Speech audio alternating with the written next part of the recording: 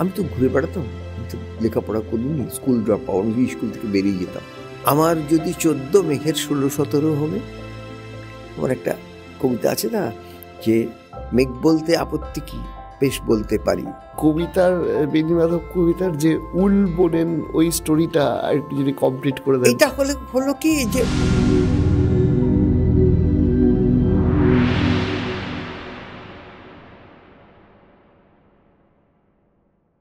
কালজয়ী কবিতা বেণীমাধব, সেটা আমরা শুনে আসছি। স্যার, এই কবিতাটা আপনার কীরকম, মানে কিভাবে আপনার মাথায় এলো এটা? আমি তো থাকতাম কলকাতা থেকে অনেক দূরে, এবং এটা আমি আপনাকে বলছি 60-এর দশকের শেষের দিক, 70 দশকের প্রথম দিক। এখানে একজন তরুণী ছিলেন, যিনি তার মায়ের সঙ্গে থাকতেন। তার এক প্রেমিক এসেছিলেন তার জীবনে। তাকে মাঝে মাঝে দেখা যেত যে আমাদের ওখানটা চূর্ণী নদীর ওপর একটা ব্রিজ আছে, ব্রিজের ধারের যে রাস্তাটা বা ব্রিজের ওপরের যে রাস্তাটা, সেখানে যারা যুগল, তখন মেলামেশাটা এত সহজ হয়ে যায়নি এখনকার মতন। তাছাড়া কলকাতা থেকে অত দূরের একটা জায়গা। এটা 60-এর দশক, 60-এর দশকের শেষ, 70 দশকের প্রথম। আচ্ছা। আমি আমি তো ঘুরে বেড়াতাম, আমি তো লেখাপড়া করিনি, স্কুল ড্রপ আউট, আমি স্কুল থেকে বেরিয়ে যেতাম। আমি দেখেছি ওই যুবকটির সঙ্গে, সুদর্শন যুবক, তাকে ওই রাস্তা দিয়ে ব্রিজের নিচের দিকে যে একটা পথ আছে, যেখান দিয়ে ওই তখনকার দিনের সাহসী যুগলরা যাতায়াত করত, গল্প করতে করতে যারা, এমনকি হাতটাও ধরতো না কেউ কারুর। আজকাল আমরা ভিক্টোরিয়াতে বা ধরুন লেকে যেরকম মানুষকে স্বাভাবিকভাবে ঘনিষ্ঠ হতে দেখি, আজকেই কাগজে একটা খবর আছে, আজকের কাগজে, যে নিউ ইয়র্কের যিনি মেয়র বা প্রধান, তিনি নিউ ইয়র্কে বিবাহ বহির্ভূত যে প্রণয়, তাকে সম্পূর্ণ নিরপরাধ কাজ বলে ঘোষণা করে দিয়েছেন, এবং সেটা প্রচারিত হয়ে গেছে। যেটা ধরুন মিশিগানে নেই, ফ্লোরিডাতে নেই, কিন্তু নিউ ইয়র্কের যিনি শহর, বলছেন যে বিবাহ বহির্ভূত যে প্রণয়, তার মধ্যে কোনো অপরাধ নেই।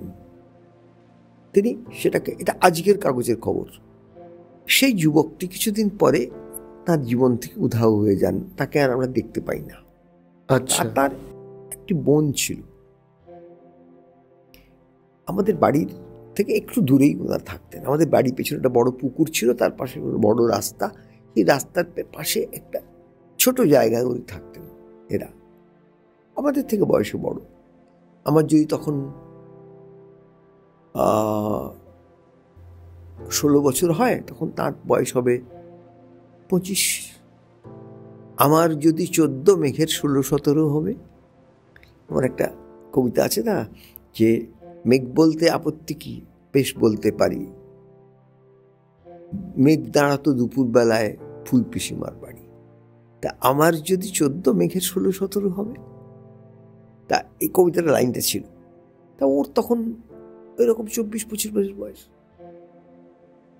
আমরা দূর থেকে দেখতাম ওর যে বোন, তার নাম মায়া, সে বোন উধাও হয়ে গেল, তাকে পাওয়া গেল। এই একে আমাদের বাড়ি, যেহেতু পাঁচিলটা ভাঙা ছিল, দেখতে পেতাম দুপুরবেলা, গ্রীষ্মের দুপুরে, একটা কালো বেঁটে ছাতা হাতে নিয়ে, একটা ব্যাগ নিয়ে ঘুরে ঘুরে গৃহবধূদের বাড়িতে ঘুরছেন। আমার মা একটা স্কুলের প্রধান শিক্ষয়িত্রী ছিলেন বলে মায়ের কাছে উনি মাঝে মাঝে আসতেন। তা ফলে আমি এটা জানতে পেরেছিলাম যে ও কাজ ছিল দুপুরবেলা বিশ্রামরত গৃহবধূদের বাড়িতে গিয়ে বিভিন্ন উলের প্যাটার্ন, তারপরে এমব্রয়ডারি, সোয়েটার বোনা, কুরুশ কাঁটার যে টেবিল ঢাকা, তার প্যাটার্ন, এগুলো তুলে দেওয়া। তার জন্য তিনি একটা সামান্য অর্থ পেতেন। এই হলো তার পরিচয়।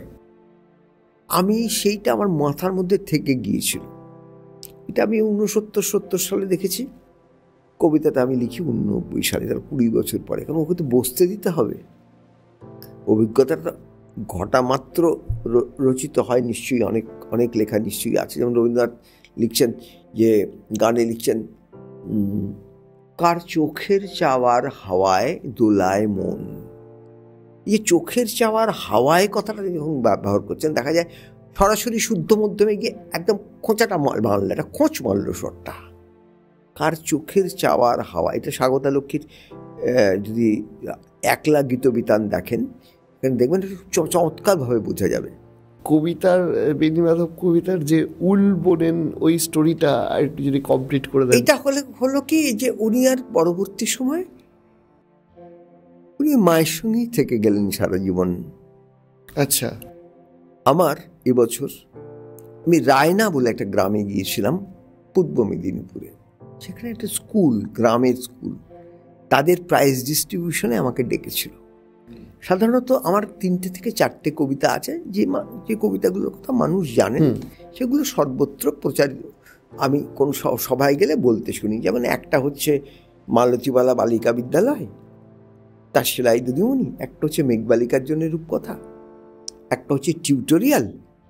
এই 3টে কবিতা, এই 3টে কবিতায় আমি সকলকে বলতে শুনি। 50 বছর ধরে আমি লিখেছি 63টা বই, কিন্তু এই 3টে কবিতা মানুষ বলেন, আর হয়তো 10 বছর বাদে এই 3টে কবিতাও বলবেন না। আমি কিন্তু ওই কবিতাগুলোর মধ্যেই থেকে যাইনি, আমি তারপরেও অন্য লেখার চেষ্টা করেছি। তারপর আমার মনে হয়েছে এবার আমি বাড়িতে বড় চেষ্টা করি। আমি মুদ্রণযোগ্য কিছু রচনা লিখেছি ঠিক কথা, তো সত্যিকারের কবিতা যাকে বলে তাকে আমি স্পর্শ করতে পারিনি। আমি রায়না বলে একটা গ্রামে গেছি। এটা আমি 69, 70, 71, 72 সালের কথা বলেছি, এই যে সেলাই দিদিমণির গল্প। আর রায়না গ্রামটায় গিয়েছি 2024 সালে, একটা স্কুলে প্রাইজ ডিস্ট্রিবিউশন হচ্ছে। সেখানে একটি মেয়ে উঠে মালতীবালা বালিকা বিদ্যালয় কবিতাটি আবৃত্তি করেছে। তারপরে প্রাইজ ডিস্ট্রিবিউশন হয়ে গেছে, দুপুরবেলা আমরা বসেছি। আমার সঙ্গে একটি তরুণ গিয়েছিল, সে কবিতা লেখে না, কিন্তু সে কবিতা ভালোবাসে, সাহিত্য নিয়ে পড়াশুনো করেছে, সাহিত্য নিয়ে সে MA পাস করেছে ইত্যাদি। তা আমি একটা জায়গায় আপনারা যেমন চা দিয়েছেন সেরকম চা খাচ্ছি, আর আপনি দেখলেন আমি বিস্কুট কিনে নিলাম রাস্তায়, বিস্কুট খাচ্ছিলাম, বিস্কুট খাচ্ছি। পাশের ঘরে খাওয়ানো হচ্ছে। আর এখন একটা রেওয়াজ হয়েছে না, ওই মোবাইল ফোন এসে যাওয়ার পর। আগে মানুষ কী করতেন, আগে অল্প বয়সে যখন বইমেলায় যেতাম, লোকে একটা বই এগিয়ে দিয়ে বা একটা কাগজ এগিয়ে দিয়ে একটা স্বাক্ষর চাই। এখন চান সেখানে একটা ছবি তোলেন। একজন এই 35-37 এক নারী, তিনি এসে আমার পাশে দাঁড়ালেন, দাঁড়িয়ে বললেন, আপনার সঙ্গে একটা ছবি নেব? বললেন হ্যাঁ, এই আমার মেয়ে, ও একটা ছবি নেবে আপনার সঙ্গে। পরে আমার শিশুকন্যা আর তার একটা করে ছবি তুললেন। তা আমি যেমন সামনে কেউ জিজ্ঞেস করে যে, আচ্ছা আপনি কি এই স্কুলে শিক্ষকতা করেন? উনি বললেন হ্যাঁ। ওর উপর তখন দায়িত্ব পড়েছে যে আমাকে একটু চা দেওয়া, একটু বিস্কুট দেওয়া ইত্যাদি। পাশের ঘরে খাওয়ানো হচ্ছে, মানে সবাই সারি বেঁধে বেঞ্চের ওপর বসে সব অতিথিরা এবং শিক্ষক শিক্ষিকারা খাচ্ছেন বা তাদের পরিবেশন করছেন। আমি আছি আলাদা একটা ঘরে। তা আমি জিজ্ঞেস করলাম, আপনি শিক্ষকতা করেন, আপনার বিষয় কি পড়ান আপনি? উনি আমাকে যে উত্তরটা দিলেন, তাতে এক মুহূর্তে আমি বুঝে গেলাম যে আমি যে অবসর নেওয়ার সিদ্ধান্ত নিয়েছি তা কত যথার্থ, কত ঠিক, কত অব্যর্থ। উনি বললেন, আমি সেলাই শেখাই। বললাম মানে আমি সেলাই শেখাই। আপনি কি সেলাই দিদিমণি? তখন একটু হেসে ফেললেন, হেসে বললেন হ্যাঁ। আপনার স্বামী কি করেন? উনি সরকারি চাকুরে। আপনার সন্তান, কন্যা? হ্যাঁ।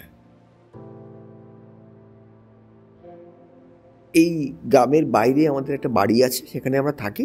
আমি প্রতিদিন সকালবেলা আমার স্বামী আমার গাড়িতে করে এখানে নামিয়ে দিয়ে যান, নামিয়ে উনি ইয়েতে চলে যান, উনি অফিসে চলে যান। আমি ছেলেটিকে ডাকলাম, এদিকে এসো, এই দেখো আমার কবিতা কিভাবে মিথ্যে হয়ে গেছে সময়ের সঙ্গে সঙ্গে। একে দেখে কি তোমার মনে হচ্ছে সেই যে মহিলাকে আমি দেখেছিলাম, তারুণ্য থেকে ধীরে ধীরে অবিবাহিত চিরকুমারীর জীবনের দিকে তিনি চলে যাচ্ছেন? আর ইনি যেমন তার ব্যক্তিত্ব, তেমনি তার সাজ পোশাক, তেমনি তার জীবনের সাফল্য, অথচ তিনি সেলাই দিদিমণি। মানে আমার ওই কবিতাটা আজ আর তার কোনো মূল্য নেই, সেটা আউট অফ ডেট হয়ে গেছে। আমি বুঝলাম কবি হিসেবে আমি আউট অফ ডেট হয়ে গেছি, সেটা আমি ঠিক বুঝেছিলাম। সেই জন্যেই আমি অবসর নিয়েছি।